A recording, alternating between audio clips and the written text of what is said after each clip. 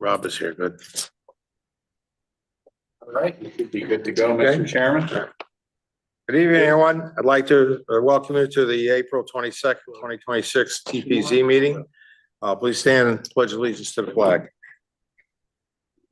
I pledge Allegiance to the flag of the United States of America, to the republic which stands one nation under God, indivisible, with liberty and justice for all. Thank you. Okay. Noreen, roll call, please. Here. Commissioner Fox, Here. Commissioner Harvey, Here. Commissioner Minor, Commissioner Pascarelli, Here. Sobieski. Here. Commissioner Wood, Here.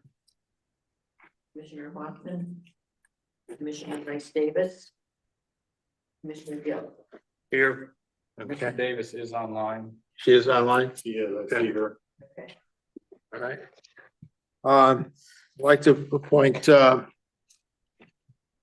Commissioner Davis for Commissioner Minor. And who else are we missing? Anybody else? I believe that's it, Mr. That's it? Okay, that's 3 point, Democrat to Democrat. Okay. So, you know. Okay. All right, thank you. Approval of agenda, Paul. No changes. Okay, thank you. Public participation for items not on the agenda. Please come up come up and if you're in the room or online. Rose has her hand raised. Go ahead, Rose.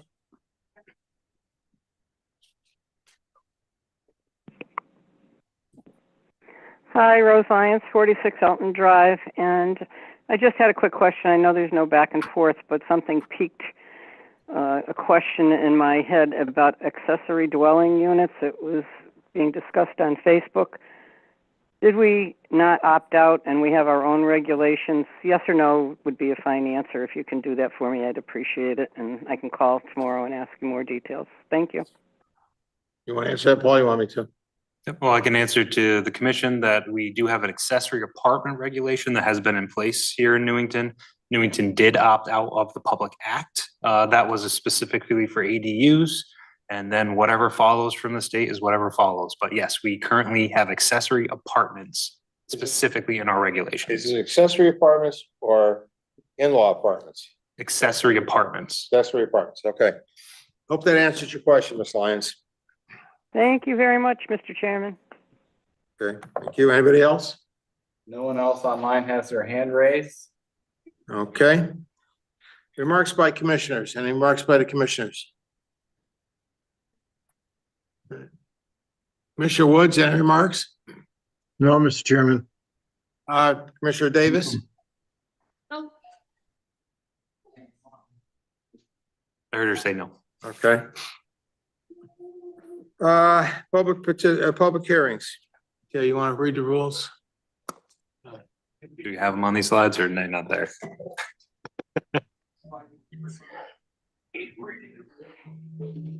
All right, well, our front office staff did not add them in, so Okay. I'm okay with not reading them. I think we know pretty much what they are. The time for the applicant, the time, gives the presentation, any public hearing. Okay. So if you like to, what I will do is I will read in, and if you want to bring it up and you want to find it, what I'll do is I'll bring right in, I'll read the notice from the paper. Newington Town Plan and Zoning Commission, notice of public hearing, April 22nd, 2026 at 7 p.m. Notice is hereby given that the Newington Town Plan and Zoning Commission will hold a public hearing in Council Chambers, Room 103, Town Hall, 200 Garfield Street, Newington, Connecticut, on Wednesday, April 22nd, 2026, to consider the following petitions. Petition TPZ 26-2, special permit for the sale of alcoholic beverages, section 6.6.2, for an existing restaurant at 196 Kitts Lane, aka 162 to 192 and 196 to 206 Kitts Lane in the BBT, Business Berlin Turnpike Zone. Applicant contact, and I apologize for the pronunciation, Xiu Xiao, and then owner 172 Kitts LLC. Okay, thank you. Jay has to read it again, am I correct? You can, or just say call petition TPZ Okay, I'd like to 26-2. call petition TPZ petition 26-2. Yep, so the hearing's open. The applicant is here tonight, so if you would like to come up to the, Yes. you can come up and kind of state your name and your address for the record and kind of discuss what your request is. Okay, so, good evening. My name is Xiu Xiao. I am the applicant for Newington Buffet. And, it's an all-you-can-eat Chinese buffet located at 196 Kids Lane. So we are applying for the beer and wine permit to complement the dining experience. So we will not be serving liquor or operating as a bar. And our hours of operation are from 11 a.m. to 9:30 p.m. And alcohol service will be limited to those same dining hours. And we will strictly check IDs and train all the staff and in responsible alcohol service. And thank you. I'm happy to take any questions.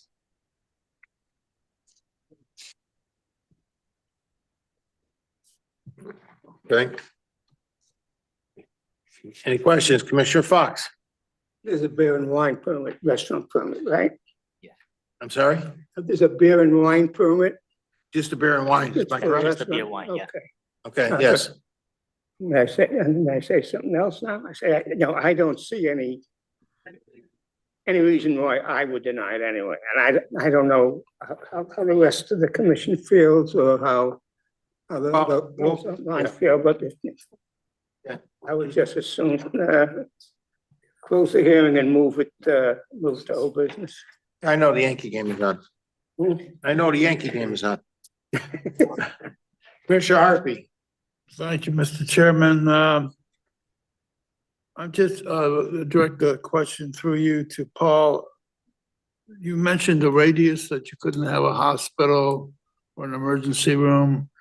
Does that apply to urgent care facilities? Because the Mayo Clinic, I guess, which has an interest in that whole franchise, indicates that half of their responsibility are emergency room and the urgent care is same kind of service. Or then the other half would be like seeing your regular doctor. So I ask you that because if they were to get an urgent care as a fairly close tenant or within that radius that you indicated, would they be automatically grandfathered or do they have to reapply? So I'm gonna look up this one very specifically, I believe. So past Eric practice has been, and I believe it's in the regulation, that if the established liquor permit is there before you and you choose to move in there, they do not have to reapply. They would not have to reapply. So if a church or somebody chose to go into that plaza, it is what it is. That's, Will they be grandfathered in a sense? yes. Okay, and does the urgent care by title, is that included in our current language or would you have to add that in for the radius going forward? Well, So I would actually look at this, so I'm looking at it carefully now, and again, Eric did the review of this. The way we have done it is we actually, we have an exemption for distances from restaurants, because restaurants are not a typical, we're not talking about a farm. We're not talking about, a district, which again, maybe not an issue too, and this is something we should look about and consider in the future. The way we read is we do exempt specifically bars and things, or restaurants from the distances from each other. That might be an oversight in the regulations that we don't specifically view them as a restaurant from a church. Because again, we have areas like our town center where you don't necessarily want to discourage restaurants anywhere from near what's happening near an urgent care. So I would say the way that the practice has been is restaurants, that those distances have not applied across the board in the past. And that is something that I will definitely note for upcoming zoning regulations to make sure that they are concise with how we actually regulate the section. and my only purpose in asking the questions, there was a save you some sort of frustration if you got a notice that you were null and void. So I just wanted to make certain in your interest that that wouldn't happen. Thank you. Yeah, we would not stop a urgent care from coming in. Okay, thank you. Thank you, Mr. Chair. Commissioner Kane? Do you have any questions? I'm all set. Yes, Chair. Commissioner Pascarelli? No, sounds okay. Commissioner Woods, any questions? I'm all set, Mr. Chairman. Commissioner Minor, Is absent. Commissioner Davis, rather, I'm sorry. That's okay. I'm all set. Thank you, Mr. Chairman. Okay. Thank you. Okay, I'd like to have a motion to close and move to old business. So, Mr. Chairman, if we could Yes. call again, we do have to call for Oh, public that's right, I comment. forgot about that. Anyone else? All right. You're welcome to. Anyone else wishing to Thank you. testify in favor of this? Either on the phone or on, No in one person? online has their Okay. hand raised. Anyone wishing to testify against this? No one online has their hand Okay. raised, Mr. Chairman. I will move to, I'd like to have a motion to, close this and move it to old business. So moved I'll by second. Fox. Move the second. Move this- Pascarelli, second. All right, any discussion? Hearing none, all in favor? Aye. Opposed? All right, we're gonna vote on this under old business tonight, okay? All right. Okay, next is the approval of the minutes. Mr. Chair, I have a couple Yes, corrections.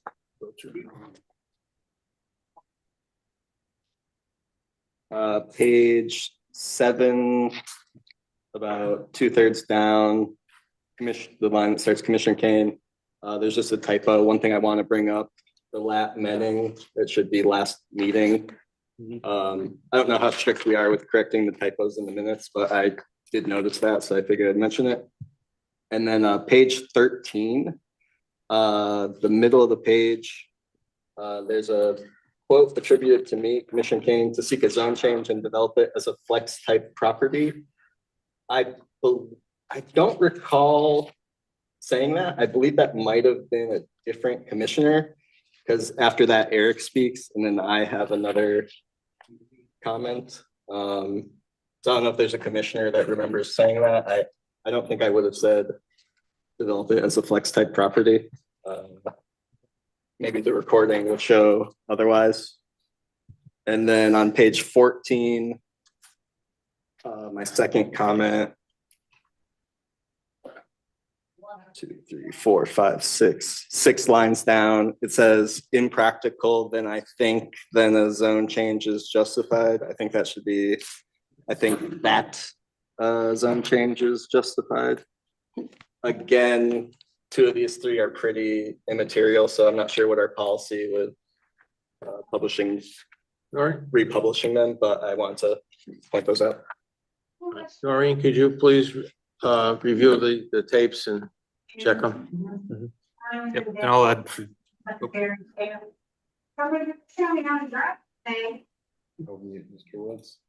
Okay, yep, there's background. Okay, so I would just say typically the way that is done too, unless it is a major change, it's just noted in the approval motion. Okay. It's kind of a semi-imperfect world, but that's kind of the way it works, because the way through our clerks, there isn't necessarily a draft. When the minutes are posted, they're posted. Okay. Thank you. But yeah, those will be so noted in this in the approval motion You'd make the motion as amended. as amended. Right. Mr. Chairman. Okay, yes, Commissioner Through the Fox. chairman, Paul. Yeah, on this little subject, and I'm glad you brought it up, Commissioner. I believe that these minutes should be transcribed verbatim. I mean, if there are typos that you said brought out, but if there was a misinterpretation of something that, say, Commissioner Kane said, that would have to be corrected, so that, there's Yep, no understood. questions there. Thank you. Okay, thank you. All right, motion is made and second. All in favor? Aye. Opposed? Thank you. Okay, now we move to new business. None? None. Okay. Go to old business. You have to read the petition here, Gina. Okay. Can't see it on the screen. So. Yep. Here it is. Petition TPZ 26-2, special permit for the sale of alcoholic beverages under section 6.6.2 for an existing restaurant at 196 Kits Lane, AKA 162 through 192 and 196 through 206 Kits Lane in the BT Business Berlin Turnpike Zone. Applicant contact Siu Zhao, owner 172 Kits Lane LLC. Motion to approve, move to approve special permit TPZ 262 for the sale of alcoholic beverages at an existing restaurant. The application meets the requirements of the special permit criteria. Thank you. There's second? Is there a motion to accept? Second thought. Okay. Any other discussion? Hearing none, all in favor? Aye. Opposed? Thank you. Congratulations. Okay, next is plan review of Public Act 25-1 concerning housing growth. Paul? Okay. So what I will do is I'll bring up, just quickly run you through. You all did receive this in your, actually, that is my specific, so let's close that one. It's, you received a couple items for tonight. One of the ones is the draft proposed, and I'll just kind of put these up to the screen. I encourage anyone to go take a look, again, on the posted agenda. Just what I've done is the amendments we previously discussed, I put into our normal format. So you can kind of see where they're, how they would be situated, what we're looking at. The one item, kind of note here, we did add the open space zone. It just wasn't noted on the front page. It's just an opportunity to add it in there while we're adding in the conservation and traffic mitigation district. So I did speak with our town attorney, and really it isn't as clear how you would actually put the conservation and traffic mitigation district, whether we just provide it to OPM, whether we adopt it. Basically, my discussion with him is it's cleanest to probably for us to just adopt it as a zone. When we do, we'll send it to OPM, and when we get to that point. But this kind of sets up the enabling part of that zone. At the next meeting, I hope to provide you with some different overlays that we're working on in our apartment too, to show you where the areas most likely of conflict for pedestrian traffic, where we lack sidewalks, where the points of interest are, of where we think it would be most appropriate, kind of based upon actual facts on the ground, to require those parking spaces and not to have a complete, to leave it 100% up to the developer to say you have to meet the minimum standards that are in the regulations now, and that will be required going forward. So that's pretty straightforward. Other than the last time that we had met, instead of putting the specific uses under the business zone, we've kind of decided, I think it makes sense to have summary review use as its own portion of the section of the regulations. So now we would have this section 5.5, which is a vacant section of the zoning regulations. It just slides right in under where we have site plan and special permit regulations. It is the summary review uses in themselves. So we would note this in the business zone. That would follow through again in the CD zone, Business Berlin Turnpike, and PD. They all follow that process of going through, and specifically in the CD. The one thing we were originally looking at doing is we decided to kind of leave it back in, is the apartments and business buildings containing 10 or more units. This is our typical of the way that Newington has done mixed use developments in the past. This regulation applies.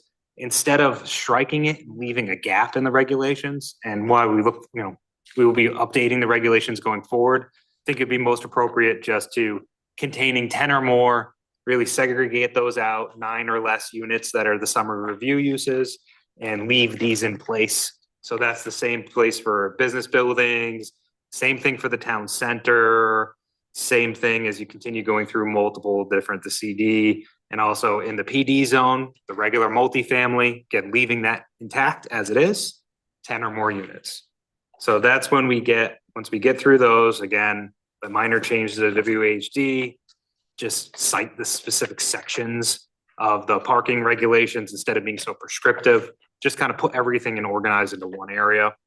We noted last time the change in stories, but not necessarily height, 3 stories instead of 2 in the business zone. And this is where we get into the text of the summary reviews. Again, you can look this through. I will have this also reviewed by the town attorney, done some initial review. I do want to report back to you. I did very specifically ask the question about the public hearing, and yes, his interpretation was, no, a public hearing cannot be held through summary review. 8-2R of the Connecticut General Statutes is very prescriptive about that. And again, I can have the town attorney, I think it's Jack Fazzino, through the town attorneys that we use, will be the one who will come and give some input to the commission as well, after he's got a chance to review these. I have a question, Paul. Yep. On 3.11.14, section 3, at least 1,000 square feet of land area is required per dwelling unit. Mhm. Does that include the unit on top of the land, or is that land excluding the unit? Land area, so that's the lot area. Okay. Yeah. So the building is in there and that includes the lot area. Yeah, it basically would be if you, it's actually a pretty, this is something that already exists on the books here. Okay, But that's, if you're looking at it on a 10,000 square foot lot, that's potentially 10 units. Now, the layout of the land would be different. You know, you would still need to be able to provide parking spaces. This is in a business building with it above. The reality of it is you wouldn't necessarily be able to fit them all depending on the lot, but Newington has had a relatively high amount of density that has been permitted in these zones for years. all right, that's all I was questioning there. Thank you. And actually, the one thing we can point out to that, yes, why the 1,000 for these smaller type of uses, again, that would be traditionally, the 1 per 1,000 is what's permitted now. What we're proposing is, at least for now, changing it to 1 per 1,500. So we're dealing with smaller unit counts individually on parcels. There potentially can need to be a little more room to, again, to these pure residential uses. These aren't mixed uses that are designed. Again, when you design a mixed use, you have a commercial underneath it, which again has a higher level of scrutiny with the building code. So overall, your envelope is looked at a general higher standard. When you're looking at residential uses, especially townhouses, they're single family code. So this brings it to something I think that's more reasonable. And I did discuss this with the town attorney as well. Did not see any issues, the 1 to 1,500. So that's the proposal there. Again, putting these under summary review uses. This is everything we've kind of talked about up to date. Just to see if you have any issues with what we did is we consolidated all the buffer requirements in this one zone. As we started to tweak the buffer requirements, we realized how many things touching this one section of our existing regulations. There were so many knock-on effects. We were starting to, one little change caused about 20 different edits throughout the thing. You might miss one. The cross references would just be problematic. So I think putting these 3 buffer requirements in this one area, and again, this is specifically, we're just talking about 2 to 9 units in a commercial zone. This is kind of a unique use, which we don't permit right now. So how would that kind of work? So there are buffers here for, again, mixed residential use, 10-foot buffer strip, 5 feet by 6 feet, the screen. You can kind of take a look at these, see if you have any issue, if you've had a chance to look at them already. 50% of them are evergreens. Again, the buffering again between the transit middle housing developments and an arterial road. That was something we thought would be kind of appropriate in this as well. Because if you're putting them again on that arterial or minor or collector roadways, again, not way off, not on a small, more, looking for the terminology on that one. Again, local, there you go. A small local roadway wouldn't necessarily need a buffer, but if you're on an arterial, you might, I think that would be appropriate to have some level of buffering between this multifamily use and the arterial road. This prescribes that. And then again, when it butts a residential zone, so this is a mixed use. So this specifically again talks about the mixed use residential. These are broken apart. Because when you have a 2 to 9 unit, it's not, and this is for the commission's consideration. It's not so unlike the single family zone or the transition zone. Again, you have to think these are properties that already abut. So if this is a single family zone, this is a single family zone that already abuts a commercial zone. So whether you would think it's appropriate or not to have a buffer in there as well, that's something we can consider for the 2 to 9 units, but they are similar enough type of uses. We're not talking about very high density. We're not talking about a large mixed use tower. Again, what we've already seen, you're not talking about something that's those 4 stories in the PD being built right next to a single family residential zone. You're talking about a townhouse. which is very similar in scale to what's already there. Again, that's something for the commission to consider, but I put that specifically in for mixed use residential because those would be your typical commercial residential buildings and should have some buffer between the residential zone that abuts it. So other than that, it pretty much follows the procedures for site plan, our site plan checklist, everything that's required for there. It's just we can put it in here so it doesn't affect those ability to, again, call for public hearings under a regular site plan, which you can do. Again, it doesn't change the criteria to do so, but you can do that per the statutes. Under summary review, you cannot. And it does specifically just, again, pull in all those specific requirements that need to be looked at, but allows it to exist without really having so much knock-on effects on our regulations. One question for here for the commission to consider as we move forward is what level of approval does the commission want to see these go through for summary review? Is this something where you want to see these at the commission every time as a summary review application? Are there things in here that you think are more administrative in nature? Are there cases where if one is built and there are modifications to it, like our existing ones, you would not want it to come back to you? Because if we don't have something in there that just talks about the scope of where that review is appropriate, everything comes to you. So say they go to add something onto the building or change something, it's a site plan mod, comes right back to you every time, or summary review mod at that point. So that's something to consider. Does the commission want to see all of these? Do you want to approve all these, or do you want to delegate that to the zoning officer? Something to consider. Again, conservation and traffic mitigation, parking's pretty straightforward. We've gone through all these before.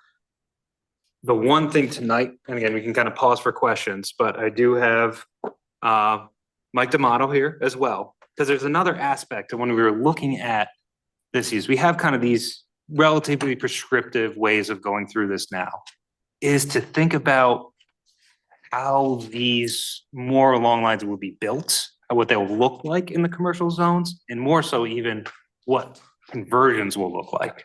That's probably even, we know what a townhouse will look like. It's pretty straightforward. You see them built all the time. How would a small 3-store commercial strip be converted? With the existing box, flat roof, glazing, everything it has now.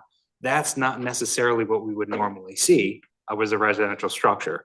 So if you have, again, questions for me on what was sent, to you as far as the regulation amendments, I can definitely pause for that now.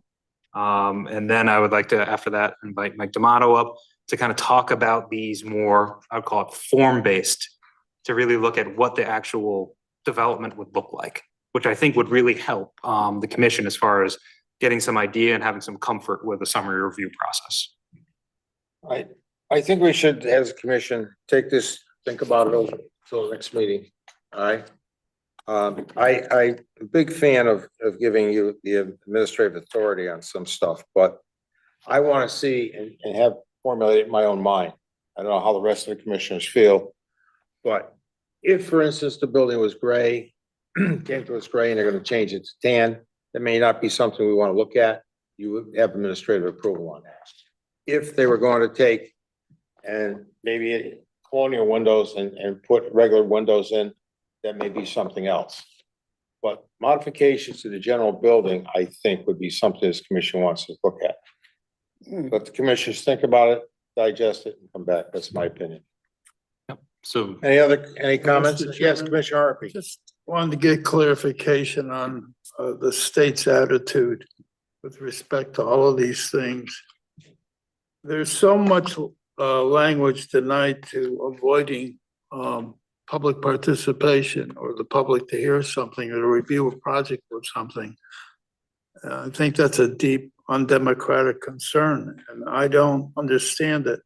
From the subject summary reviews where the gentleman that came in, I think our last meeting, that wanted to put in the some sort of units down in almost on the New Britain line. And that guy would probably present us with a plot plan at best. And we had a requirement, maybe still do, that there had to be a public hearing before he did that because it was all zoned for homes. Under this legislation, section 5.3 procedures and requirements for site plans, it says that on a summary review that you shall not. Now, there was a time when the state was very careful about may not and shall not, and I would refer to attorneys, but this is an absolute, shall not have a public hearing. I guess I don't understand the attitude of being concerned about full disclosure. We're not hiding anything. And if we've had a practice of providing public hearings, I don't think it's been insurmountable for us. Maybe at other times it is. I don't understand the attitude. It's like an attitude, it's like this as of right development, where if somebody comes in, they get all the permits and that's wonderful. But if you had a discretionary statement that you wanted to make with your experience, background, your feel for it, you couldn't make it. And then again, there wouldn't be any public participation. And these are sort of like the basic elements of this new Bible they're creating. And it's hurry up, hurry up, hurry up, hurry up, hurry up. Don't deny, don't deny. You might think it through and you might not want to do it, kind of an attitude. And I agree with Chairman Woods when he said this would probably have minor impact. But what impact it does have is onerous, I think, when you can't allow the public to come in, or this body can't decide that they want to let the public come in. You couldn't do a lot of buildings under state statute that would prohibit. I mean, I just get your feel on it, that's all. I don't. And again, it is. I can respond to that. If you guys want to have a discussion. Commissioner Kane? But Oh, I'm let's- sorry, Commissioner Fox was first, go ahead. Maybe I'm wrong. I mean, Commissioner Harper, I mean, you're talking about not having a public hearing regarding a site plan? Is that what you're at? Is that what? you Well, I said? don't know what it's saying. It's very broad language. It says if it's a All summary right, thing. did you we, shall I not don't, have I don't think a site plan was ever subject to a public hearing, was it? So it's not subject to. This is the general, when you look at it, you can technically hold a hearing on a site plan. There's nothing saying you Yeah, so can't. the- It but- doesn't change the time. It Right, doesn't change, it doesn't turn it into a discretionary type of approval. You can provide that per the statutes. That's why summary review specifically says, no, it's a different type of review under 8-2R. But as far as I can tell, it is typically not this commission's normal modus operandi to have a hearing on a site plan. Normally, there aren't requirements to have a hearing on a site plan. It is rarely done. The times that I've seen it and done it in the past in other municipalities is when you have a very specific design district that you don't have it as a special permit, but you still want to open it up. But again, it doesn't change the timeframes. It doesn't change any of the requirements.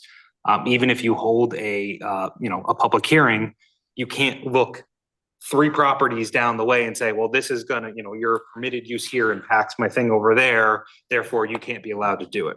And that's the important part about public hearing that's gonna be happening to adopt these. That's the important part about the criteria we want to discuss and about what this is gonna look like. This is why this step is actually the most important step. Because if we don't have the criteria we need, then that's not the criteria, then we won't have anything to weigh it against. So that's why I really, really need your input on these and actually need the public's input, because there will be a hearing on these. So this is the point, and again, that's why I don't want to start changing all of our regulations, because I think what we really want to do and what we need to do would get lost in the bigger process. So if we focus on this. But HB 8002 is applying this non-public participation as of right development. So the guy does everything, he hits the zoning, every requirement, and that's it. He's got it, he's on its way. To me, it's a fairly significant change of the way at least we've operated over the years. But I don't want to waste anybody's time now. It's just a point of interest I have. That's all. Commissioner Kane? So Commissioner Harpy, you are correct. It's objectively undemocratic. It goes against 400 years of New England tradition, where the people in the towns have say over what happens in their towns. So this is just the case, the legislators in Hartford think they know better than the people on the commissions and the people that live in town. Thank you for So your you're- input. I appreciate it. Your assessment is accurate. Ms. Rice Davis, that's your hand raised. Commissioner Davis. I'm just grateful for, sorry, Paul's clarification. I think I had similar questions as Commissioner Fox. And I'm just wondering, because I'm new to the town, kind of back after being here from childhood, but we can still allow public comments, correct, for these? But we're like, there's no public hearing that, we can't have a public hearing, but we can still allow public comments like we normally do. Is So that pub- correct? So that would not be correct, because if you Okay. allow public comments on an application, you have created de facto public hearing. An unnoticed de facto public hearing, which is basically a double fault. All right, thank you for that clarification. Now, Chris? nothing, as I say, is nothing stops the commission from reviewing with their own comments. Nothing stops staff from being able to review it to the full extent possible. You know, this is the one where this stuff is out there and the commission has the knowledge. So this is where you are charged as the commission to review these against all of the weight of the regulations and that specific parcel. So that, you know, again, it's without that potential for, you know, something coming out that you didn't know about. I think that's always a concern with public hearing. There's something that you didn't know about in that neighborhood that a neighbor knows. But when we're looking at these, and again, this is what the legislature has said, that these uses are in that category that is a permitted as of right use, not subject to discretionary type of approvals.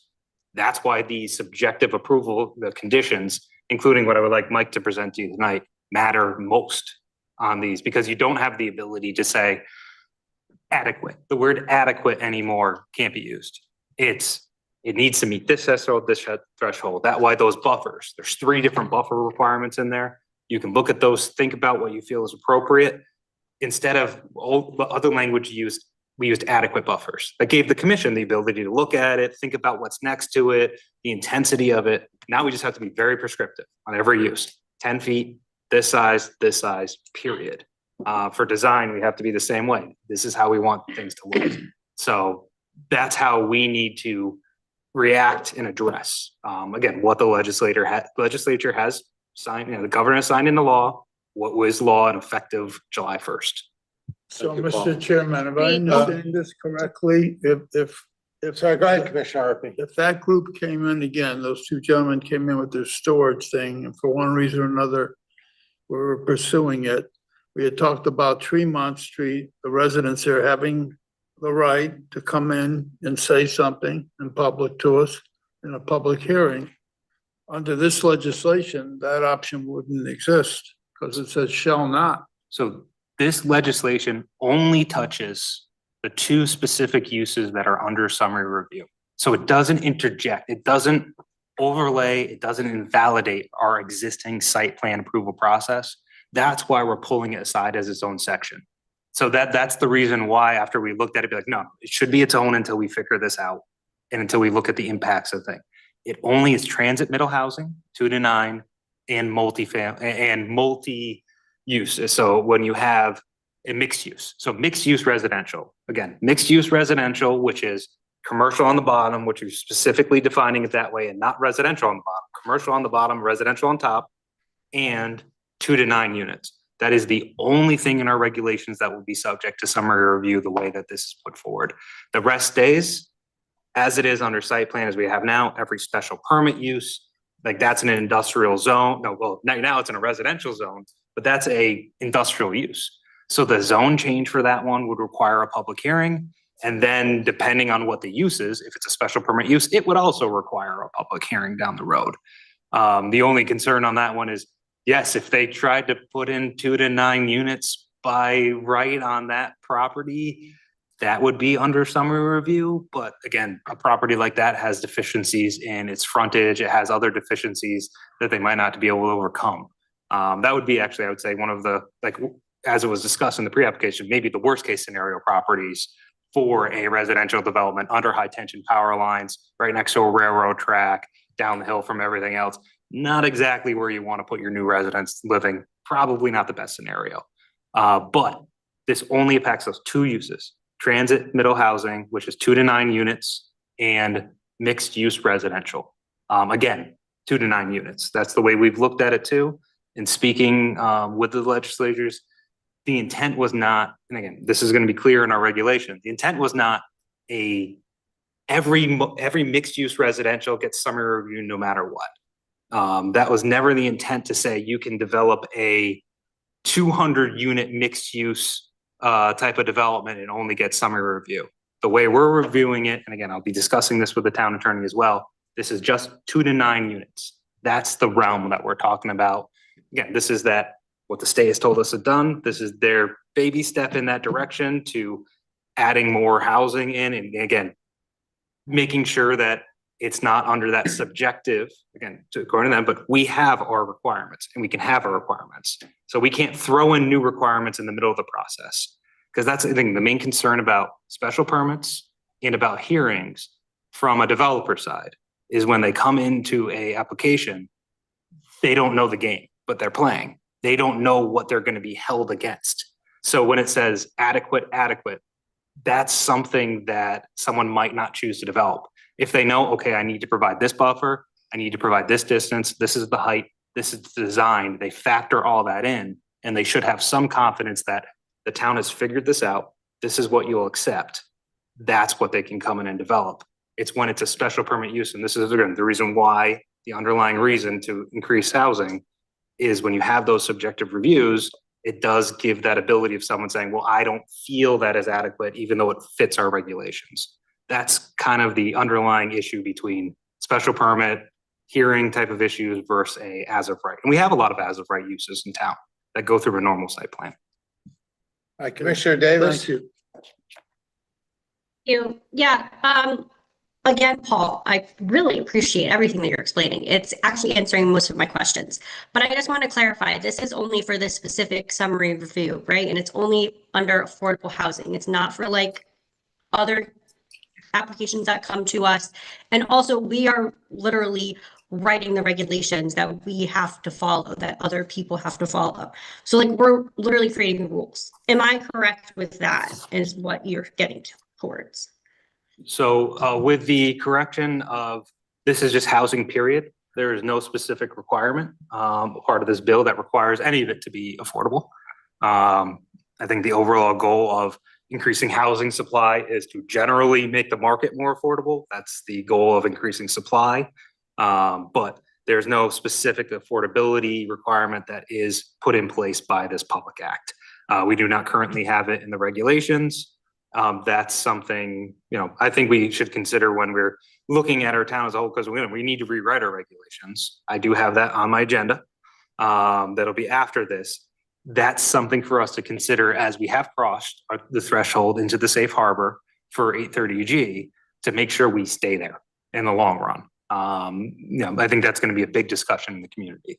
But other than that, you are correct. We are writing the rules here. This will be this will be the law. This is the zoning regulations. These are the regulations they'll need to follow. And again, under summary review, if they don't meet these requirements, it doesn't get approved. You do not have to approve. If they say we're not going to provide a buffer, no. If they say we're not going to design it per the design standards, you do not have to approve it. It doesn't meet the regulations. It still needs to meet what you have prescribed as your regulations. All right, thank you. All set, Commissioner Davis? Thank you very much, Paul. All right. Commissioner Woods, any questions? Okay. All right, so if I could, I got Mike here tonight to give you that other portion of it. So now we've gone over the larger intents of it. Get into the fun stuff. Do anything with this? Should be on. It's on. You can. Is it green? Please state your name and address for the record. Sure. My name is Mike D'Amato. I've met some of you and not others and been before you. It's been a little bit of time now. I'm with the Tyche Planning and Policy Group. We have an office on East Main Street in Vernon, Connecticut. So Paul, one thing or many things that my firm does, predominantly what we work with our communities similar to Newington in a staff role, either in lieu of staff or in supporting staff. And so we're doing we're endeavoring to do the same thing that you guys are doing here and discussing for, 20 or 30 towns across Connecticut, and having all of these conversations in some form or fashion. So one of the things that we have looked at and the approach that we are recommending to the communities that we're working with is to take a more of a form-based approach to how these regulations are drafted, because the operation of these uses, 2 to 9 units of residential, are really not going to be impactful. If you look at talking about an any lot zone for commercial or mixed use, and if you look at any of the uses which are permitted in any commercial zone in any town, the intensity of that use from a parking need, traffic, noise, trash, will all be more intense than for residential units. So really what this comes down to is, how is this gonna fit into the community if this is a building that's being constructed? Is it appropriate? And does it meet the sort of expectations of the place in which it's being built on the street? And how will it function for the people that we're expecting to make this their home? So it's just as important for them. They're going to be expected to live here and hopefully become part of the community, want them to stay. So we started thinking about that, and again, taking a more form-based approach, because that really digs into the details that I think people are most concerned about, which is we get essentially one bite at the apple when someone builds a building. They're not going to take it down in 5 years and put another one up. So we want to make sure that it's appropriate. And then we want to make sure the site will function so that it doesn't create conflict for adjacent uses, but also works well for the people that'll be in that building, which could be 4 residential apartments, but it could also be a coffee shop and a barber shop with 4 residential apartments above it. And it's important to think about that context. So the way in which we've kind of started this and what you have in front of you is I kind of took the template that we've prepared and broke it down into a couple of slides to show you what we would propose or what we have suggested be covered in the overall content of the reg, as a way of making it a little bit more digestible and throwing you another sort of alternate regulation in its entirety. And so it kind of goes through piece by piece all of the different components that would be converted into text. A lot of this is very similar to what Paul's reviewed with you, but there are some places where we've taken a different approach. So if you look through the document, you'll see on the page, the 3rd slide of the 3rd sheet, we're talking about building siting criteria. And so this is really getting into where the building is placed on the lot and how big it is. So we want you to place that building in a manner that is consistent with buildings on the left and on the right. What you're used to traditionally is you say, well, the setback is 25 feet. Okay, well, Newington's had zoning for 100 years or so, or subdivision, right? Well, the buildings on either side are old. They're not likely situated at that setback. So you're gonna have a new building that's twice as far off the road as the buildings on either side. That then constrains where they need to put parking and all of these other components. So what we're trying to take a stronger stance on is where that building should be, right? It should be up against the street, equivalent to where the buildings on either side are. We're prescribing how big that building should be in proportion to the size of the lot. We're telling you that we want parking behind, and getting into, if you have multiple buildings, how much space should be between those buildings, again, to create more flow on the lot. And using graphics to represent the expectation in any place that is appropriate. Part of that is to make the regulation more digestible, but also 169 towns are writing this. And to back up to the conversation of some of the commissioners earlier, it's a bad bill. It was written poorly, it's confusing, and everybody has a different opinion about what it says, but we're left with it. And, we're in this position because while you may have cleared the way for these developments and are not being obstructive, there are many towns that haven't. And until those towns figure out how to do it the right way, we will all suffer the consequences of people thinking they know how to do this better.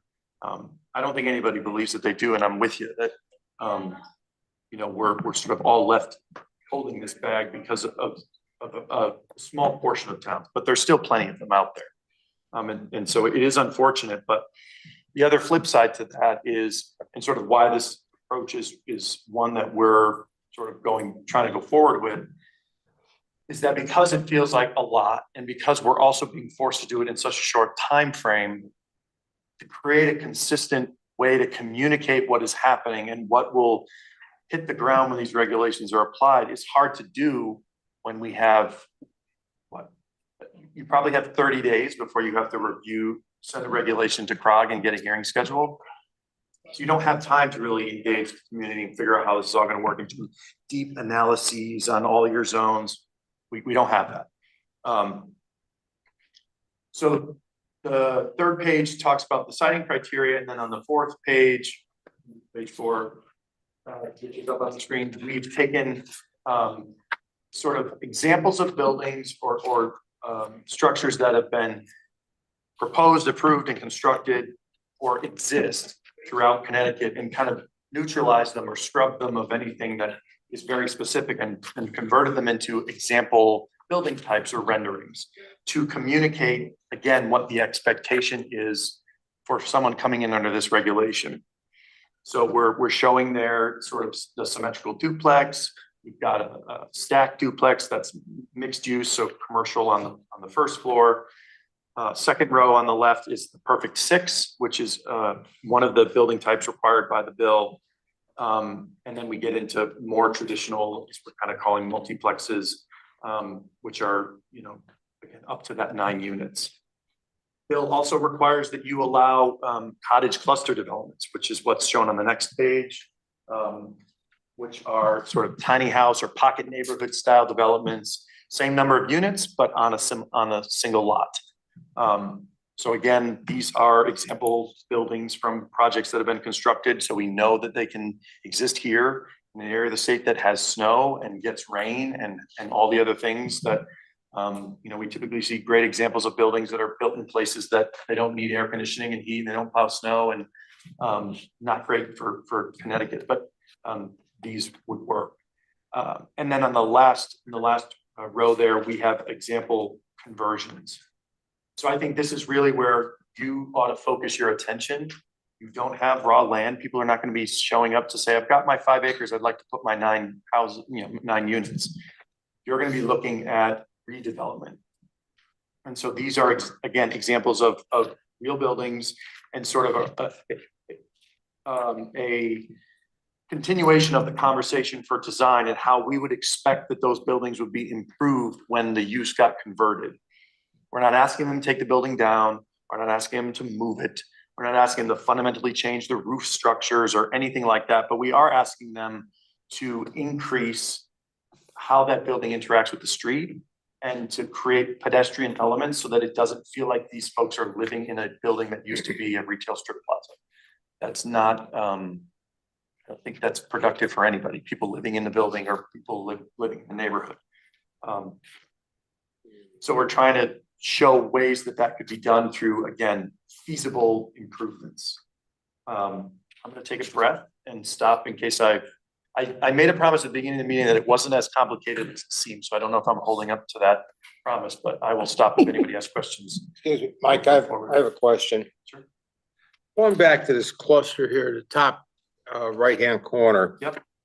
I'm looking and I don't see, other than this immediate entrance here, how a fire department can get in there. And I'm concerned, let me finish, please. I'm concerned if I look at the picture next to it, which is a cluster cottage. All right, that requires ladders and stuff like that. I mean, I'm not trying to be wise ass. I'm just asking a question here on public safety. So, number one, under summary review, if you had a situation where the fire department, chief, marshal, whomever said, for one reason or another, we have strong concerns about any of this because we don't think we have the ability to provide a response. Yeah. then that could fall into one of the reasons why you still under summary review could deny. The layout that is on that sheet there is really more what I would describe as for educational purposes. Okay. The cottage cluster development is not something many people are familiar with, so this is an example of what one could look like, but this is not a stamp of something that someone, a site plan that someone would come into you and say, okay, we're building this. Okay, fair enough. I was just asking a question because I was Sure. thinking about No this. problem. Yeah. Commissioners, any questions? Commissioner Kane? Yeah. So I have section 16 of The bill? 25-1. Yep. Is that what it is? In front of me. So where is the July 1st deadline coming from? Because section 16A just says, once we amend our zoning regulations on or after July 1st, we have to include this transit community middle housing. If we had to do it by July 1st, it would say something like all zoning regulations in effect on or after July 1st shall allow. So if you parse section 16, subsection A, it's just the next time we amend after July 1st, we must include this stuff. There's nothing in section 16 that says we have to do it by July 1st. And I consulted multiple attorneys on the interpretation of that, so I'm very confident that's correct. I try to pull up the bill to read it and to read what you're saying. I can tell you that the interpretation across the places that we've worked and the councils of government and other folks involved in this to this point has been July 1 is when this takes effect. So you have to allow it by summary review after July 1. You don't have to amend your regulations, but you still would have to apply the summary review process after that date. Well, that's not what 16A says. There might be another section that says that, but that's not 16A. So the bill is almost 100 pages, so I don't have it memorized, but, and we can certainly look at that. We can talk to your town attorney about what his interpretation is. I think either way, you're still looking at likely having to amend your regulations. So whenever you do that, I think these are all worthy sort of content points worth considering for inclusion, because it still has to be a completely non-discretionary review. Whether that's July 1st of 26 or some other date in the future. So I started by saying the bill is not well written, so I'm not going to tell you what the bill says or doesn't say. But the summary review process will still have to be followed for these developments at whatever point the town of Newington decides it becomes effective. Commissioner Pascarelli? In other words, if an applicant came forward on July 2nd and wanted to propose one of these things, we would have to have a fully baked concept of it to allow it to be built, even if we didn't change our regulations. Yeah, so Not under 16A. again, So if there's I'll, something else, then that this may is be the really, case. this is, yeah, parsing language on a bill that is a bill. So again, the main interpretation's been it is effective. That's at the header of every section, effective this date. But I would bet all three of my law licenses on my interpretation of 16. So I will consult the town, I'll consult the town attorney regarding that as well.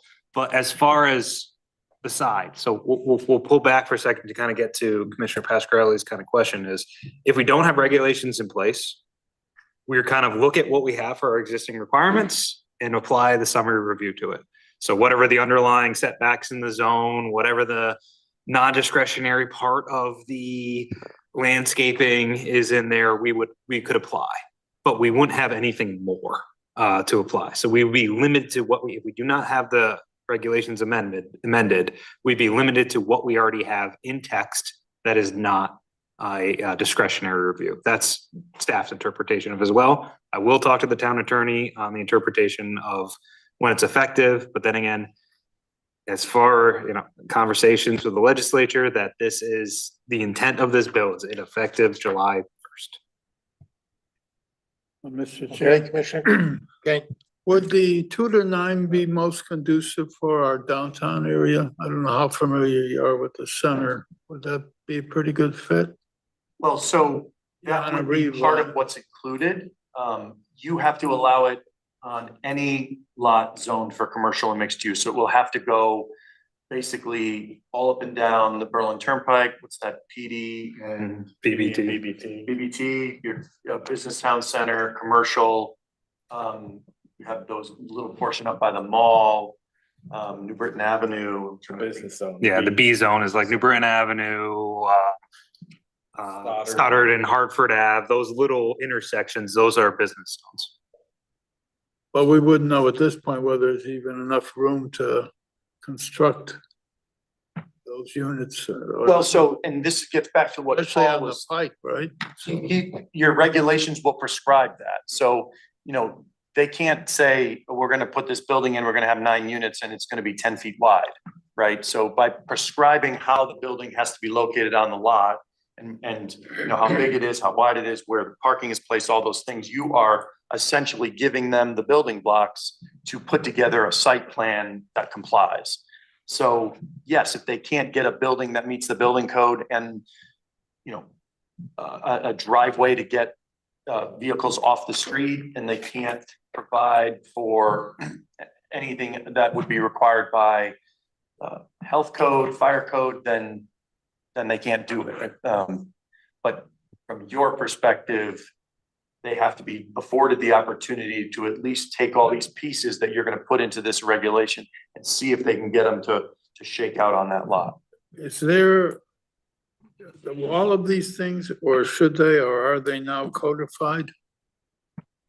The in terms the of- things that I've put in front of you, so these are just recommendations, and I think the focus of the conversation tonight is if the commission is interested in taking some of this more form-based approach and weaving it into the regulations that Paul has started. So none of this is, So the state hasn't codified some of the things they're proposing, right? Into any kind of systematic code? the only thing that they have done is said that we have to allow them by summary review. So the language is left to towns. And the last thing I have, Mr. Chairman, are there numerous opt-out options here, or there are no opt-out? There are not. There are not. So this will Democracy will is be fading. on here. every town. I think democracy is fading in Connecticut. That's why people don't vote anymore. Commissioner Fox, any questions? I have more questions than we have time for. But, all I'm gonna say is, this, some review and everything, I mean, this puts a whole new, as far as I'm concerned, a whole new outlook on zoning. And I agree with Commissioner Harvey as far as, what he said before about, thou shalt not, so to speak, okay? And Commissioner Kane. But right now, I don't know, I'm losing faith here. Home rule is, as Commissioner Kane said, home rule, it's just going out the door. Right. They're telling us that, we're gonna have to do these things, and I forget what the purpose is. I read the bill a while ago, but I don't even know what the purpose is for this. All right. It's like I didn't really know what TOD was about. And I still don't, because, especially in this town, because the way we, and both you and I, and maybe even Commissioner Gill were on the commission at that time. Commissioner Gill, any questions? Can I question Paul? Sure. Do you have time to do this? We're gonna make it work. It's, so the biggest thing I need help with is your input on where, again, we can come up with numbers, we can do that. But what are the criteria you're looking at? And if it's kind of from tonight, what I'm looking forward is a go ahead to work with Mike and say, yes, this is what you would like to see. Again, I can say, yes, of course, I would like to see this because I brought in front of you. That I think this is a way to get us there that gives us a little bit more vision, clarity on what can be allowed, instead of just having this summary review, 2 to 9 units, what's gonna be, who knows? Is it something that you look at our current regulations and you say, okay, these setbacks are good, you look at our current neighborhoods, kind of how, what are your concerns? So for tonight, 2 things is, A, are we gonna go this way? And if you guys all say, we're full speed ahead, me and Mike start on it again tomorrow and keep going. Bring it to you as soon as possible. Let And me, from there, it's like, in there, it's what are these specifics that you care about most, that are you're most concerned about most? So we can make sure that they're addressed. Do we have a number of how many towns are getting together? So every town is kind of doing it. So you have COGS who are helping in some, again, as Mike did note that he is working with Scrog on call, but he's helping those towns in that. CROG has given some initial responses as well too. We've kind of worked with that. We've worked our towns out, but every town is pretty much doing this on their own and has to, in a way, do this on their own. Because the state said, you shall allow this. Okay. But did not give those specific prescriptions. So, but it is a town by town basis. Every town is different. This does not work the same way it works in one town and another. A lot of towns do not have the same level of commercial. Their commercial is very different. Not a lot of towns have the Berlin Turnpike. That's a different thing for us. Yes, us, Berlin, Weathersfield, Meriden, going down half the Berlin Turnpike, but everyone doesn't have a road quite like that. Some people have something more intense. So everyone's kind of on their own as a town to do it, but it is our responsibility to do it. All right, thank you, Paul. You all set, Commissioner Gill? Yes. Commissioner Woods, any questions?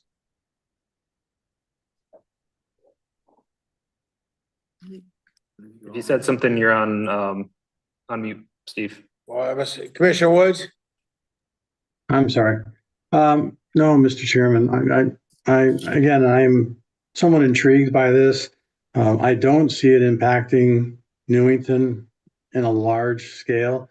But maybe I'm wrong, maybe I'm missing something, but I think this is more designed for a city setting where they have a lot of abandoned buildings that could be converted into residential units with some care. Paul just brought up the Berlin Turnpike. There's a long stretch of the Berlin Turnpike in the town of Newington where this could be used, but it's not going to be used because the land's just too expensive. There's no money to be made in converting an old building and turning it into 3 or 4, even 9 units. There's money in being made in tearing down the old building and putting something new in. And that's what we would see there. It's going to stick with commercial. So I don't see this as a big threat to Newington. I do understand that the potential is there because they are mandating, certain things. But again, I just don't see it impacting us, the town of Newington, in any great way. I just don't. All right, thank you. Commissioner Davis?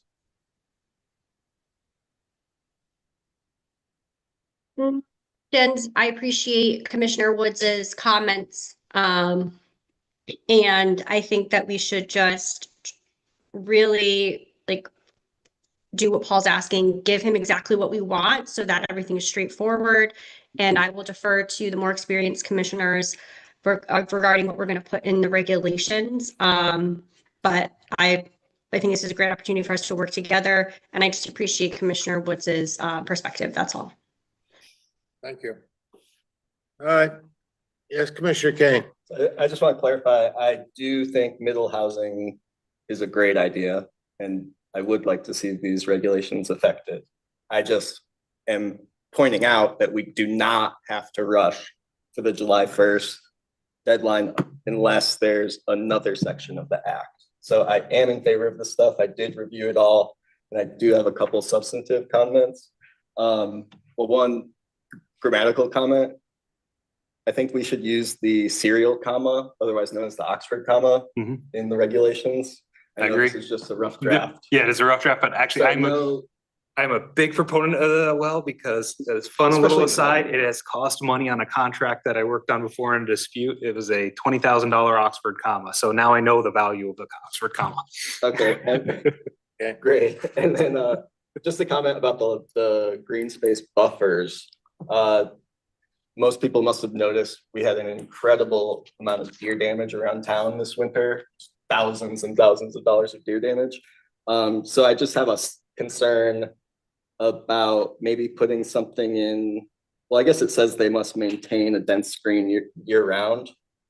But maybe we want to specifically say like deer, something pointing out deer damage is no, provides no safe harbor to maintaining the buffer, or maybe we can provide some guidance on what types. I don't know if it's the green emerald arborvitae or They like Stan, that. maybe you know which. They like that. Yeah, so maybe I don't know if it's informal Yeah, guidance we have- or Yeah. something we could put in where we suggest certain species, but Deer I got resistant. some right across the street. It looks so bad. I feel so bad for my They neighbor. turned into lollipops, yep. All right. Any other So, comments? That's that. If not, then what's the commission's point? Yes, Commissioner. Did I'm he sorry. finish? Here's my concern, no matter how you cut this and no matter what the impact is, this is a taking over of local control of town planning zoning units and commissions. It's so obvious. We'd have to be blind not to see it. And this gentleman sees it on his comments. Everyone in general sees this as going from a local home run kind of a situation to the state of Connecticut overseeing it. This is the same problem that SBA had for years when the uniform fire code in the state was different from the federal one. And and those two units were different from local fire code. It took years to straighten the thing out. And still has deficiencies because everyone is a silo on uniform fire code. And this is similar to that. Just throw the thing out there, ambiguous language. You can do just about any damn thing you please. If you got a damn idea, then bring it to us. We'll put it in this legislation. And I think it's an atrocity. And I do understand the fact that you have towns that aren't behaving themselves or doing anything. Fairfield, for one in particular, we suffered mightily. And I just don't think there was enough pushback in a collective way from the towns. And the governor had, I don't know, he woke up one morning and was supportive of it. With 3 days before him waking up on that morning, he was against it. So, if you want to bring something on a town, then you should bring it with some kind of common sense to it. And you steal ideas on other good parts in terms of the elements of certain things. You don't need to take over the commissions of every town and 169 towns to prove you're strong and mighty. And you're gonna, by God, do this done. Come up with a number, 100,000. We need 100,000. And they don't know what the hell, they haven't even read it. They haven't even read the bill. The majority haven't read the bill. And then they did a referral bill, which means you take it to the legislature, the Florida legislature, you know you have the votes, and you don't have any public input. That's referred bills. So it's not honest to say they had public hearings. They know damn well that they didn't have the sufficient level. But over the time of the breakup there's so many different ideas of this thing. I think you've been very helpful, by the way, in bringing some sense to it, in support of our, Okay, Commissioner Harpy, we're all set. yeah, I'm set. Commissioner Fox, did you have something else you want to add? Okay, I don't know if it's an ad, but once again, thank you, Mike. You did a good job, but be that as it may, it's been thrown at us. We're gonna do it, but I think even after July 1st, we're probably not gonna, I doubt, as the commissioner would say, we're gonna see that many of these type of just semi crisis and everything, so. Well, what, you need a vote now on this, or you So- want to let Mike finish? Again, and if Mike has anything else to add, again, I think not even a vote. I'm just, if you all say this is looking good, you can show hands, you can all just say, sounds good. It sounds like this would be a good direction. I think does everyone kind of I agree? have a question. Yes. Is this a meeting of your, with regulations have pictures in them?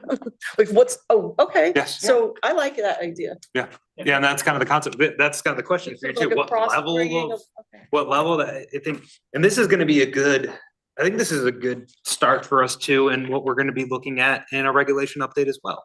The concept that our regulations are typical regulations, which is fine. They do not have the level of form and impact that really talks about what is actually the use that's in front of you. So when you have pictures, when you talk about thresholds, this starts bringing us into that concept of what I would like to talk about in our regulations as a whole when we get there.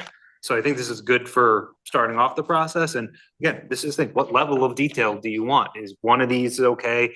Do you want multiple different for each section? How prescriptive do you want to be in these regulations? Then again, of course, we don't want to write a novel. We don't want to add 30 pages to our regs, but we do want something that gives enough information. Again, when it comes in front of you, this is what you thought it would look like, rather than no concept and just whatever comes. All right, Mike, are you all done or you have more? I have maybe two things that I would just leave Okay. you with, but I mean, they're pictures, so they're worth 1,000 words, so that each one saves me those 1,000 words. So I went back and read the language of the bill just to get back to Commissioner Kane's point. And I think that the interpretation and the way that it has been read is that essentially any set of regulations adopted pursuant to 8-2 shall do the following things. And all regulations are effectively adopted pursuant to that. When I had to present a portion of this bill to, as part of a CCAPA, I think back in January, and I spoke on, in part, the summary review section, I was concerned about some of the language and what it said and the ambiguities. And so I consulted with a very prominent language attorney that I work with, and he does work all across the state, Supreme Court, everywhere. And I was talking about some questions, and he reminded me that at some point when this gets litigated, because it will, because it's poorly written and confusing, and towns are deciding it means all kinds of things, a judge is going to have to figure out what they meant by the legislation. It's not going to be whether the town interpreted to say X or what the words necessarily say exactly, but what was the intent behind the language? And so that was in reference to whether or not an industrial zone should be included as commercial. And so I think there's a lot that's up in the air, but that's kind of how it's been interpreted. The other thing that I don't think I mentioned that I've been kind of throwing out to commissions as we've talked about this because of the timing and the fact that this is sort of a drinking from the fire hose situation is that we won't get the regulation to be perfect. But as is the case with all things, the buildings that you are going to be most uncomfortable with are likely the ones that'll be here if they are going to come at all July 2nd, right? So you don't want to take that risk of trying to get it to be perfect. So the approach we have taken is get it as good as we can with the time we have, run that forward and continue to review if we're not comfortable. So that maybe in September or November or December, we have a version 2 that's better, but we have something so that we're not left trying to figure out how to apply a non-discretionary review with the current regulations that we have. So, I think with that, we can get pretty close and then, refine as needed. So what you're saying is get something in place now and then refine it at a later date. Just keep going with it until you're comfortable, but don't wait till the very end to adopt it and be left in the middle with nothing to fall back on. So what you need, Paul, is approval from here to start this. Yes. Okay. That's the question. We want to have Paul go forward with this now and come back with another version. Commissioner Gill? Yes. Commissioner Fox? I agree. Commissioner Harpy? Regrettably, yes. Okay, Commissioner Kane? I need a clarification. So this draft is, this would be a use-based regulation, and then if we want the form-based, this is going to be substantially altered? No. Or is this already in the form-based So what direction? I've done again, and it's a rough draft, they said with typos and all probably. And one that says 10 or more than 10, I'll fix that too. But this is to make it like, this is the framework of our regular regulations now. And I will be adding this section to the summary review part of it as part of summary review. So again, what we're doing is we're very carefully pulling these only summer review uses together, the transit middle housing and the mixed use residential, and then applying these regulations only to those. And then afterwards, we can start thinking about how these apply to all of our other zones as well. But yes, this would be a form based within the summer review section. Okay. Section Okay. 5, the proposed section 5.5. Yeah, that makes sense. Yeah, I'm in favor of that. Okay, Commissioner Pasquale, Yeah, it sounds good. Commissioner Woods, Yes, I'm in favor. Commissioner Davis. Are you in favor? Okay. Yeah, I think your Yes, mic is all right. getting a little. Okay. Okay, so You have sounds. the approval. Give a thumbs up. Yep, so again, we'll work within our current regulations and then provide some recommendations on that. If you have concepts on the buffer, if you have this, you know, this is gonna be a work in progress. If we need to call a special meeting, we'll call a special meeting to work through this.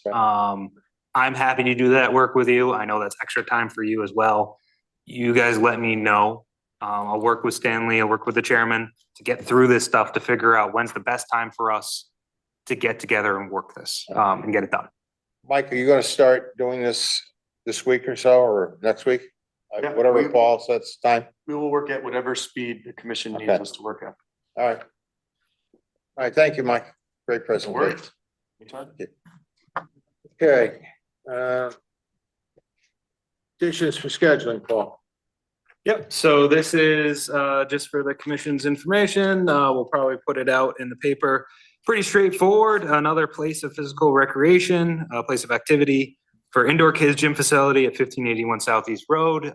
You'll remember this was the Goldfish Swim School that was at the end. This is the old Barnes and Noble building. Now this is the center part. This is the last part that still has a Newington piece to it. Very small portion, but Yeah, again, and I think in talking with Farmington, they're fine with us going ahead with a special permit.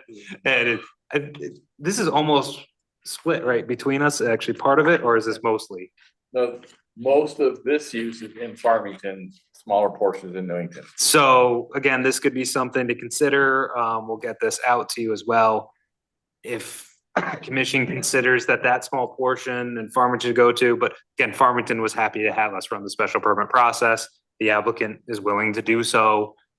It's a pretty straightforward type of area, but we'll run through the process. Okay, thank you. And this might be something to consider future on. Do we want to make every physical activity in every gym get a special permit or not? This is, again, when we move towards those impact type based regulations, this is something where I could see small little one, maybe not so much. An LA Fitness, yeah, probably. Something that you're gonna have 100 cars and something. If it's something where you have 10 cars, maybe not. So this is something I would like to, again, regulations in the future, starting, we'll say August. All right, and that's your report also, Paul? Yep, again, I don't have too much more for you. We're working on all this stuff right now. I'm continuing to, again, work forward and kind of go from there. And if there's any questions for me under town planner update, I'm happy to answer them. Any questions from the commissioners to Paul? All right, communications, we have the little frog letters. No, I don't think there were CROG letters in this one. Oh, Yep, okay, so that'll be next time. So no communications. I do not have any specific. all right, thank you. Second round of public participation. Anyone who wishes to speak, please come up and state your name and address to the record. If you're in here or on, call up and through Zoom. No, I just plugged. Paul should have that.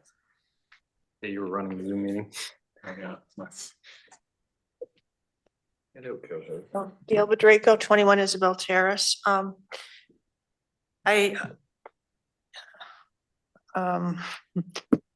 Just regarding the discussion that was had tonight, Oh, no, it's not the meeting. I'm just wondering, first of all, how overlay zones would be impacted by any of this? I don't see it listed in the zones that you have in your regulations. Is there any impact with some of these zones that have overlay zones being part of this legislation? And I don't, feel that we should minimize the fact that this really isn't going to impact Newington. We don't know. So I think any kind of regulations or revisions that go forward, we should plan for the fact that this will impact Newington and not just say, don't worry about it. That they would never do that. That's not going to happen. It can happen, and I think we should plan for it. In Newington, we're dense. We don't have like really large industrial parks and those type of already developed commercial or business zones. We do have some of these smaller business zones. Like it's not just the Berlin Turnpike. You talked about the neighbors such as those on the west side of Kitts Lane. There's significant dense residential there abutting a commercial or business BT zone. You have the Stoddard, the New Britain Avenue. So, and people pass, we're a small town. A lot of transit goes by. I get the fact that, this has been passed. There's nothing we can do about it, but I also respect the fact that I think the public does deserve at least a right to know. Apparently they can't comment on it, but at least they have a right to know. If there's no public hearing, I'm assuming there's not going to be any signage with a phone number on, hey, this is happening. It's not like a single family house. It's going to be something that will impact an abutting residential neighborhood. I guess there's not even going to be a sign where people can say, call for information, whatever.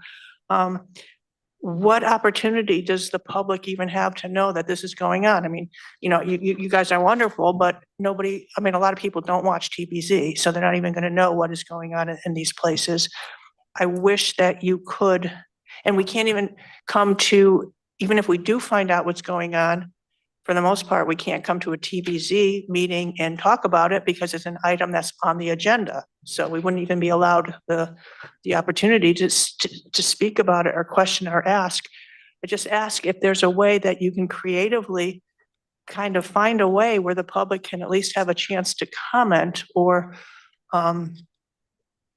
first of all, to be informed and to just kind of comment and ask some questions and give their concerns as this moves forward. So if you can write that into the regulation, it would be appreciated. Thank you.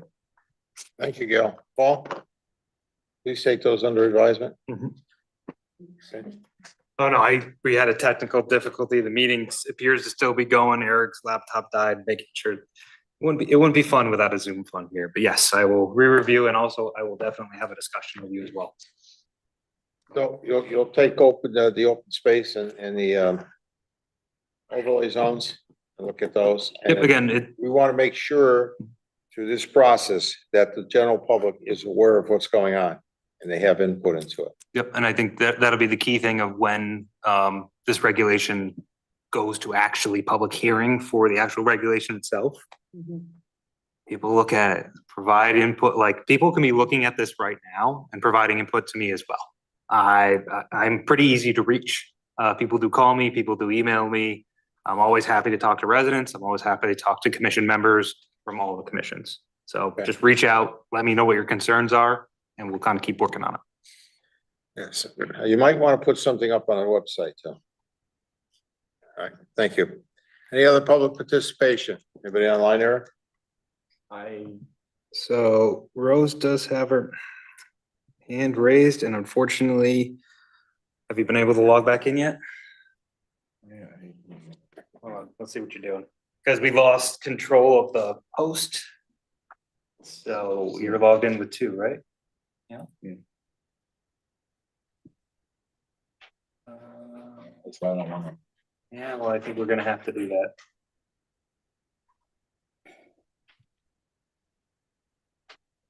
Cancel. Okay, so we currently don't have a host for this meeting, which is interesting. All right, that's a unique situation. Are you logged in this too? Sorry, everyone, for the technical difficulty. Yeah. How do we get you back in? Mr. Chairman and Paul, Yes. I actually say hi, Charlie Nevers, staff of the Planning and Zoning. I see that I think Commissioner Davis was promoted to the host when Eric was booted off Had and his that too. laptop died. So maybe she can bounce okay. it back over. So, Commissioner Davis, you can actually go to my name with the 3 dots next to it and do promote to host. If you can see that under the participants. That is interesting that it decided. Make host? Yes. Yeah, for Paul? Yes. Well, it's a good thing we have some techie guys on here. Thank you, Charlie. There we go. Thank you, Charlie, for I looking do not out. want to be in control. problem. Thank you. Okay, and now Rose.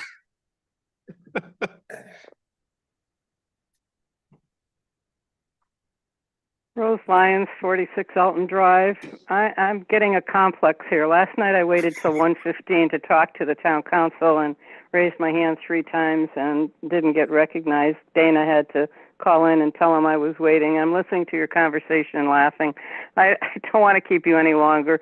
I just wanted to thank Mike for the presentation, and it was nice to see him again after a few years of being away from town, and appreciated everything he had to present to us. I think some of us who have been around and saw what we went through with Cedar Point are going to be very aware of what's going on and hopefully participating at the meetings and not just on Facebook with what we like and what we don't like, because I don't think our regulations are going to be formed off of Facebook opinions.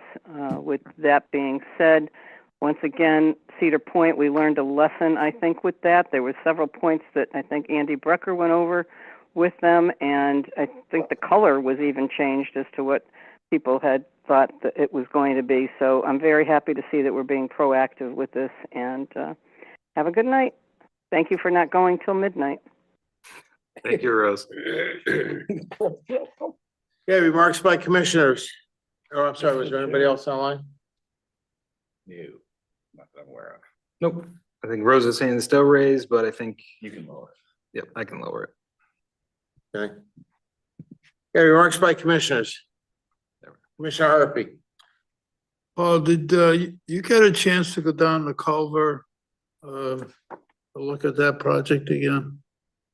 Since the last time I was down there, probably right before the last meeting, I have not. I can definitely go take All a right, look. and I don't know how much control you have over this, but I get constant calls because I live in the neighborhood. And the people have been quite patient with the depth of the road condition, which you're aware of. Mhm. It's an atrocity, but they're back to the issue of heavy trucks coming in, taking I think a very long period of time. We've had some rain, so they've lucked out, but they're not making a real effort to clean up the mud and stuff. The town sent down a cleaner that came down the whole area because it's our street, but the other homes that are being built down from there, I mean, they're so professional and neat. If there's something on the road, they're right on it. They move their product along. They store the lumber appropriately they're not using. And I'm just lost as to why these guys are running their own cowboy show. And I looked at the old plans and they don't even resemble what they're building. Did they make a modification along the way, or just what the hell happened? Because Yeah, they should be pretty straight in line with what the approved plans were. And also I will check with them because the interesting thing is right now, the site is paved on the site driveway access and it's paved where all the parking is in the middle, where the underground system is. So the whole thing, it must the only be, reason they put a road in to the project is because I had a conversation with the town manager and he said he'd make sure that was done. yep, yeah, so I'll talk to them too, and especially about what their schedule is for repaving, since now we're repaving, the plants are open, so we can't, repaving can happen. So I'll check with the site super over there to see what his schedule is and And I'm not impress upon him trying to be to be concerned. anti-business or yeah. unfair, but the neighborhood, I'm trying to control these people rather than have them all vested in, and it's just, they have legitimate concern. Mhm. Especially that side that's all busted up. It's not right, it's just not right, but all the other people around have been very professional, like whoever they've employed to do the carpentry work and everything, Those guys are cracking through that neighborhood right on time. I don't get it. I don't understand it. I'll drive by there tomorrow and see the condition of the Okay, road. I too. appreciate Make it. sure. Thank you. Any other commissioner remarks? Yes, Commissioner Kane. I have a couple remarks. One is a comment on the draft from CROG. Potential zoning amendments to comply with new requirements. I just have a couple comments just to note. So on page 10, the very last bullet, consider removing the prohibition of billiard and pool rooms, dance halls, skating rinks, and arcades from your BTC zone, as all of those uses have been finding feet in town centers with the exception of skating rinks. And our activity uses, town center being the place of activity. I had noticed that that was a little odd, some of the restrictions on the town center. Maybe that was some agreement to build the skating rink or something. I mean, I don't think a skating rink would be appropriate for the center, but those other uses, I would be hard pressed to have a problem with. And then on page 11, the last bullet, or there's only one bullet, I am firmly against the suggestion that we allow more drive-throughs in the town center. I think the goal would be to minimize car idling in the town center. So I think Yeah, I think, probably why the special permit use. yeah, their suggestion requirement is exists. So I more, would say don't. yeah, and Krog's Don't- suggestion more is like to actually not have drive-throughs in the town center. It's not, it's to go the other way. Yeah, and again, this is a regulation that got put in place for reuse of a building in there. The town center with drive-throughs has been interesting because you had multiple banks and everything. Yeah, multiple banks and everything that were there with drive-throughs without necessary provision saying it, so they were automatically considered quasi-accessory anyway. And then we kind of got into that situation with the use. Someone came in and then, you have this regulation. Again, that regulation got changed a little bit, but the goal always of that is, yes, I agree. Drive-throughs are not typically conducive into a town center. There are areas that people have done it design-wise. They have to be done so carefully that they stay away from the pedestrian areas, that they, again, without that idling, without that issue, I do agree. All right, well, thank you for clarifying. And then I have a remark about that property at the top of Cedar Mountain. It's across from Health Tracks essentially. It has that big retaining wall with all the graffiti on it. Do we have a blight ordinance in Newington? Is that some sort of zoning violation? Like, don't they need to remove the graffiti eventually? That seems like that's been there for years at this point. So that's There's just a actually, big retaining wall. with a bunch I've of never had a graffiti. complaint about. so we haven't had any complaints about it, so we'll take a look at it. That's always referred to as the Frisbee site.